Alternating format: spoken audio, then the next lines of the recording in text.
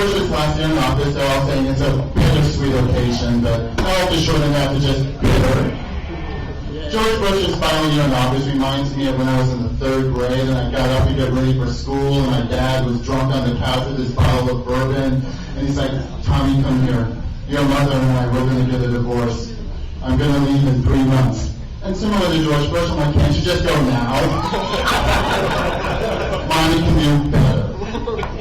And like George Bush, with this great Iraq war, the handling of the economy, and our foreign policy through George Bush is very similar to my dad, that he'd go into my room and steal my piggy bank, go play poker with his friends, and he'd always lose.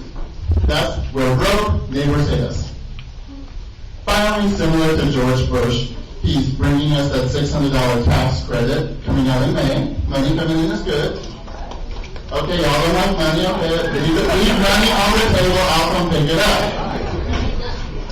My father, just before he left my mother, showed up with a present, a peace offering. And it's like, Dad, the house is a mess, the neighbors hate us, and you got that from the dollar store. But what do I expect? George Bush is a politician, and politicians are failed lawyers. They can't maintain their own legal practice, so they decide to run the country. I one time said that there was a politician, like sitting in the back room, he's like, that's not true. I'm like, oh yes they are. Politicians are failed lawyers. Yes they are. It's a lollipop. I mean, only a politician could come up with a whole military idea that, oh, don't ask, don't tell. That's like handling racial tension with a policy of don't look, don't ask. There's a sergeant in the Army stationed in Fort Hood, Texas. I used to live in Fort Hood, Texas, and he learned from Fort Hood, Texas, represent, yeah, Fort Hood Pride. I live every day in polyester. Yeah. His name's Darren Manzella. And he's been to Iraq, he's been to Kuwait, and he's coming out to everyone possible. He came out to his commanding officer. He said, I am a homosexual.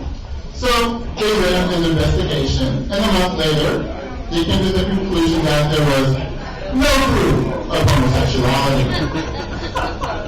What the hell is proof of homosexuality? Let's picture those commanding officers talking, but the 5 examples of proof of homosexuality. Number 5, takes it in the ass.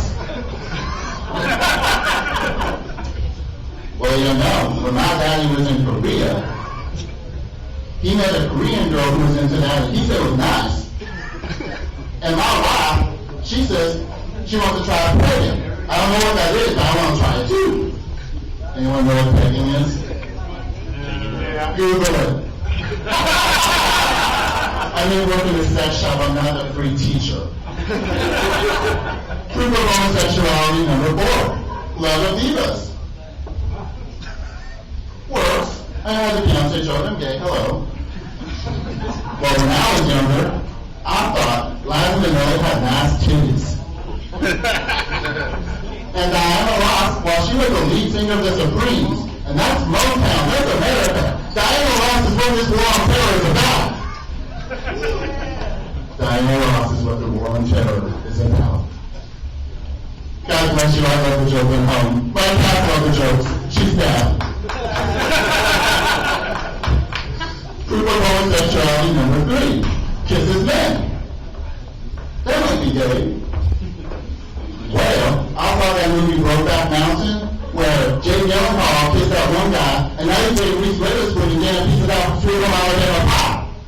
Oh yeah, that's a good pie. Number 2, proof of homosexuality, interior decorating genes. It's possible. Well, let's go check out these bears. Wow, there's army green blankets, white walls, this metal rod bump in it. Yeah, no self-respecting gay man could sleep here. I see stereotypes.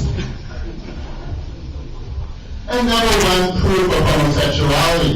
The man says he's gay.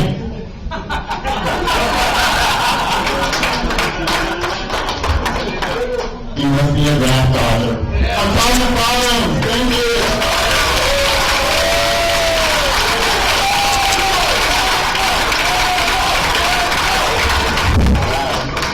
ahead and cheer from themselves. God bless you.